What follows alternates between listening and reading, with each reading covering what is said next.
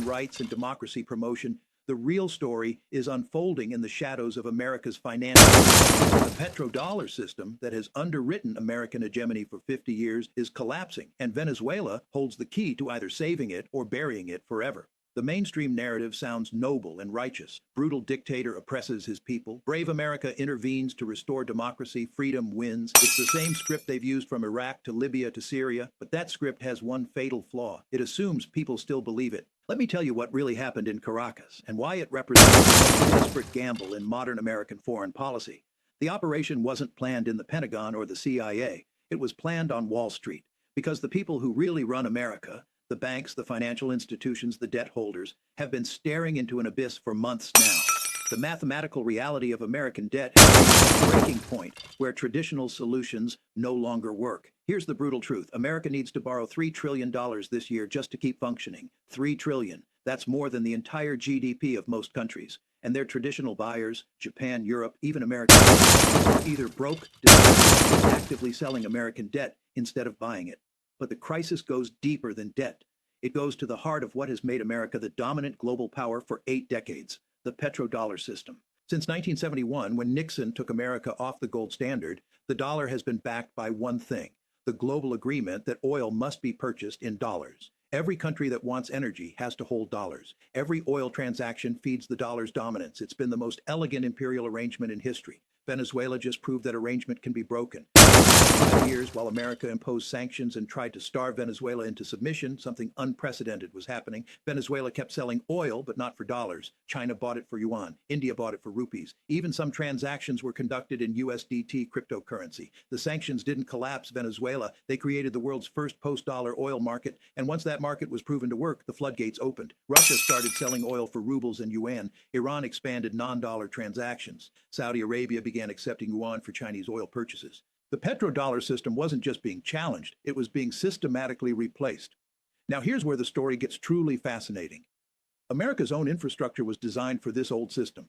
The massive refineries on the Gulf Coast, the heart of American energy processing, were built 50 years ago to process heavy, the kind that comes from Venezuela. American shale oil is light and sweet, completely different chemistry. Without heavy crude from places like Venezuela, these refineries can't produce enough diesel fuel, and without diesel, America's entire supply chain stops moving. So while politicians in Washington were talking tough about sanctions and regime change, the people who actually understand economics were screaming warnings. We're destroying our own energy security. The financial crisis and the energy crisis converged into a perfect storm. America needed Venezuela's oil to keep its refineries running, but Venezuela had learned to sell oil without using dollars. The sanctions that were supposed to bring Venezuela to its knees had instead taught it how to survive and thrive outside the American financial system. This was an impossible situation for American policymakers. They couldn't lift the sanctions without admitting failure and looking weak, but they couldn't maintain the sanctions without slowly strangling their own economy. That's when the decision was made to abandon economics and diplomacy entirely and revert to what America does best: military force.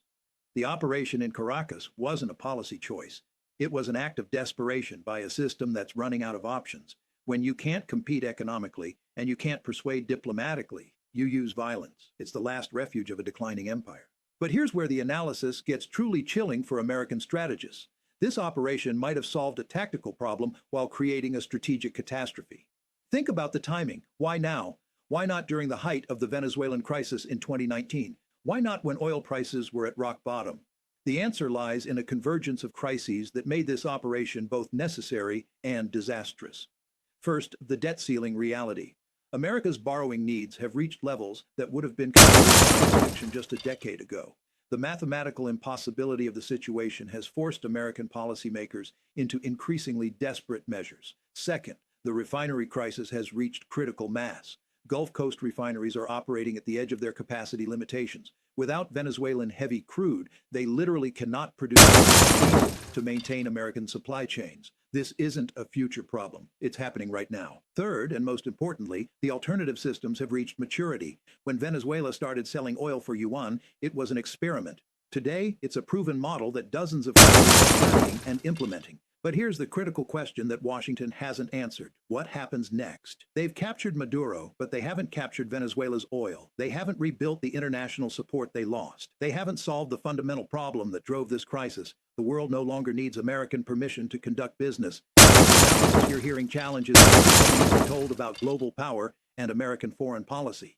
If it's opening your eyes to the real mechanisms behind world events, subscribe to our channel. Hit that subscribe button and join people who are seeing through the mainstream narratives to understand what's really driving international relations. China and Russia invested 20 years and billions of dollars turning Venezuela into a fortress that could withstand American pressure. They built integrated air defense systems, supplied advanced weaponry, and most importantly, created alternative financial networks that bypassed American control entirely. The capture of Maduro doesn't undo 20 years of infrastructure development. It doesn't magically restore the petrodollar system. It doesn't solve America's debt crisis or fix their refinery problems. What it does do is signal to every other country in the world that America is willing to kidnap heads of state when economic pressure fails. And that signal might be the most dangerous miscalculation in modern American foreign policy. Because the world that existed in 1989, when America could invade Panama and face minimal consequences, no longer exists.